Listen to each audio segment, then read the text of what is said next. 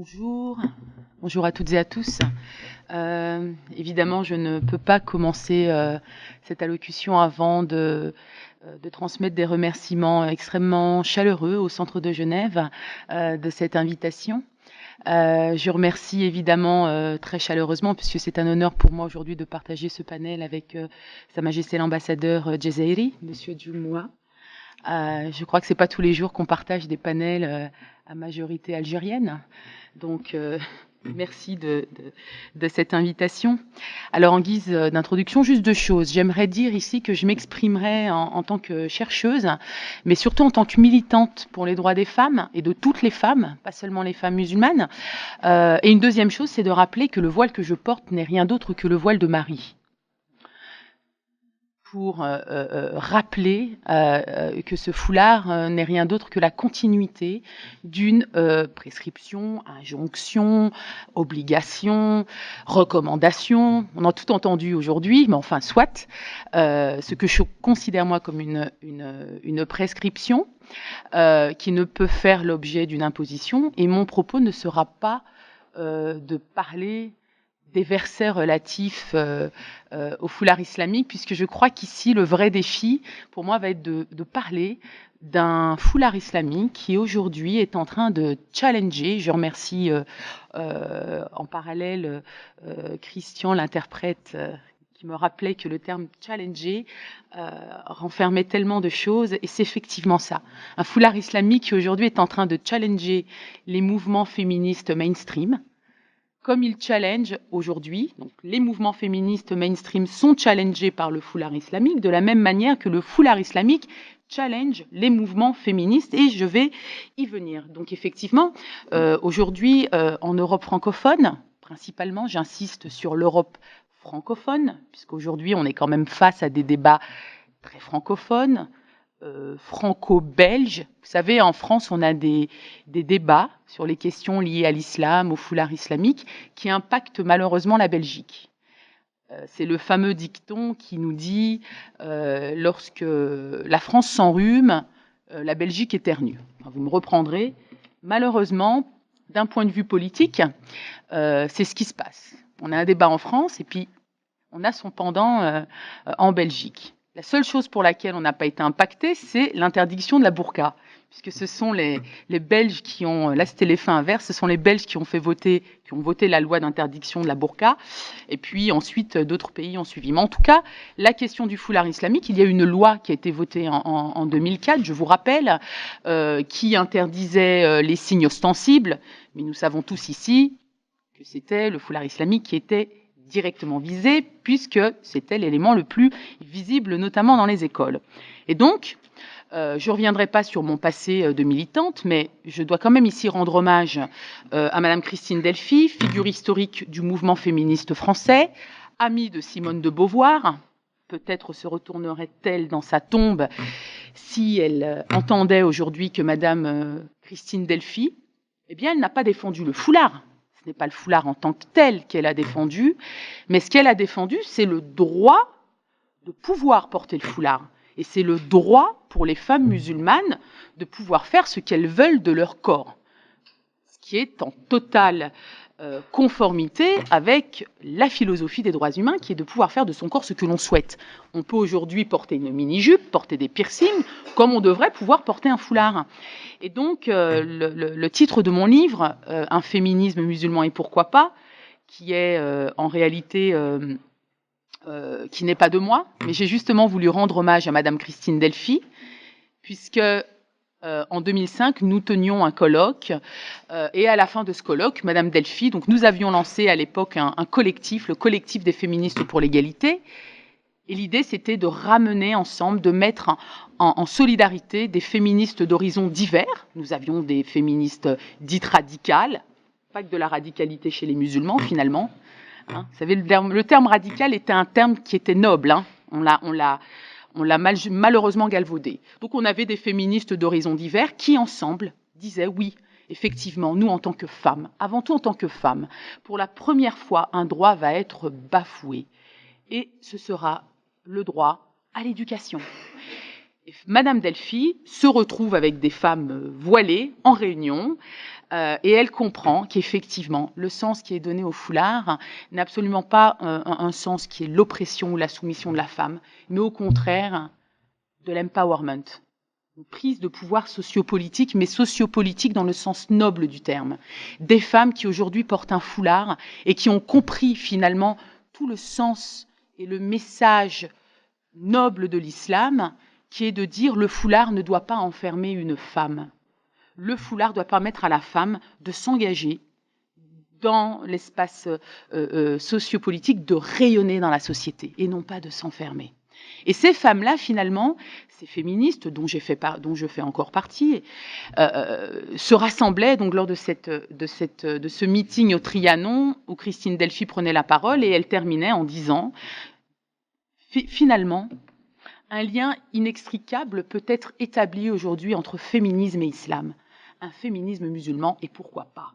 Donc, le titre de mon livre est un hommage à Christine Delphi, figure historique du féminisme français, qui pour la première fois disait oui, effectivement, je m'associe à des femmes musulmanes. Moi, j'appartiens à cette génération de femmes musulmanes qui débarquaient dans des réunions féministes. On me demandait si je ne m'étais pas trompée de réunion, puisque c'était absolument inimaginable d'avoir une femme voilée qui venait se battre pour ses droits, mais dans la philosophie des droits humains, et non pas dans la dimension d'islamiser le droit. Ce n'était pas cela. Je suis musulmane, française, européenne, et c'est la philosophie des droits humains avant tout que je vais mobiliser pour revendiquer mes droits, puisque le Coran est porteur d'un message émancipateur, le Coran est porteur d'une éthique et d'une morale qui permettent d'arriver et d'atteindre cette égalité entre les genres. Et c'est cela le féminisme musulman, mais là n'est pas mon propos.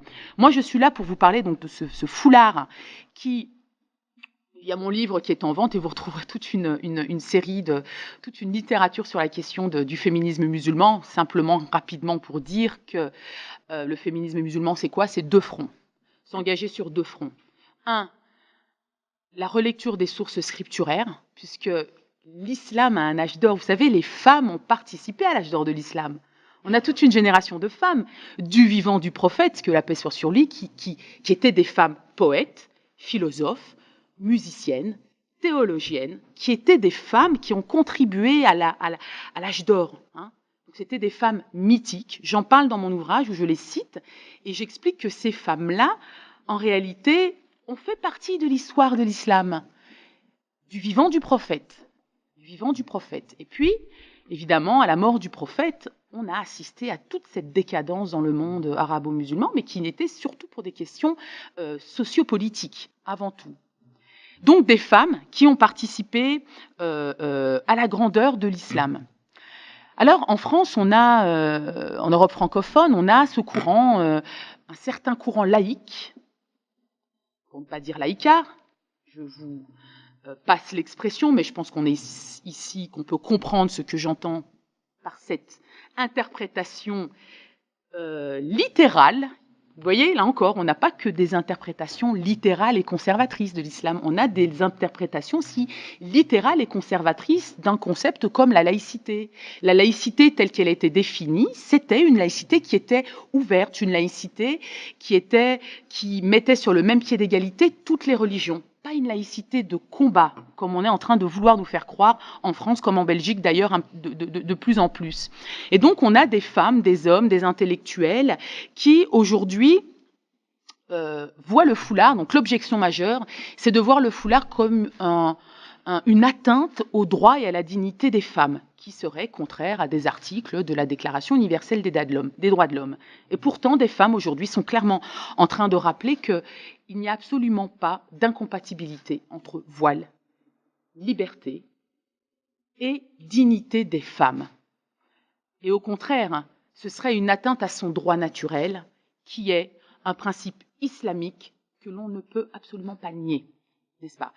La deuxième objection qui est faite, c'est que les versets relatifs au foulard islamique seraient hors contexte. Et donc, la femme musulmane, aujourd'hui, au XXIe siècle, devrait se dévoiler. Il y a un débat parmi les savants, voile, pas voile, entre parenthèses, mais là, c'est la militante et la femme de foi qui s'exprime, ce n'est pas le foulard qui fait la musulmane, de mon point de vue. Voilà, ça n'engage que moi. Parenthèse fermée. Mais moi, ce qui m'intéresse aujourd'hui, c'est pourquoi ce foulard islamique aujourd'hui est en train de déranger.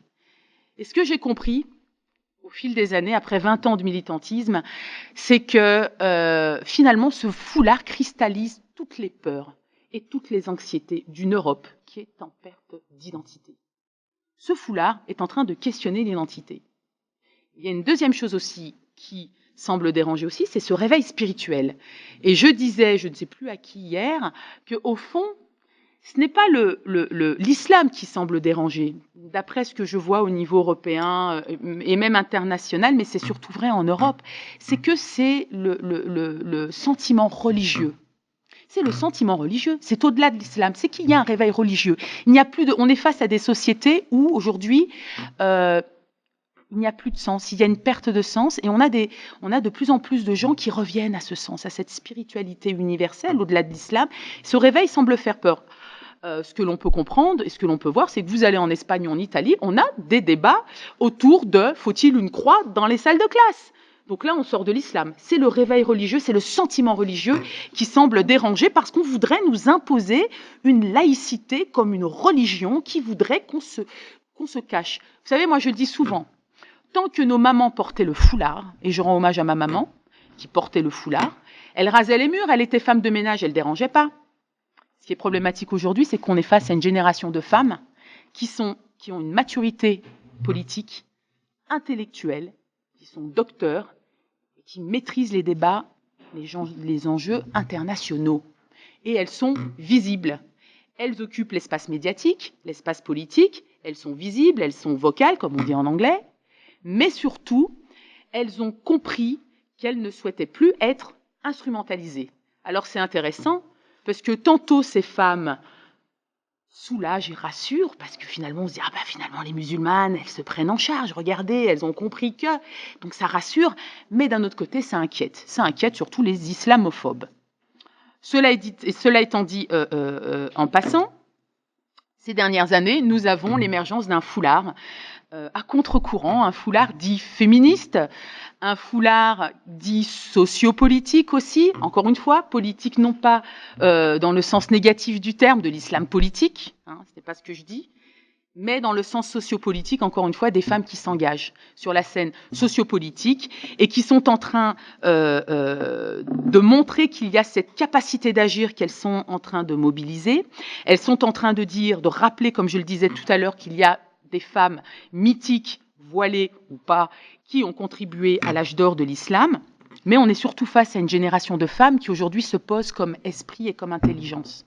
Comme esprit, comme intelligence, et qui aujourd'hui ne souhaitent plus être mises en marge des sociétés européennes auxquelles elles appartiennent. Le discours de « on est de là-bas, on retournera là-bas », il n'est plus d'actualité. On est face à une génération de femmes musulmanes qui sont d'ici, qui resteront ici et dont les sociétés européennes vont devoir prendre acte. Je vous remercie de votre attention.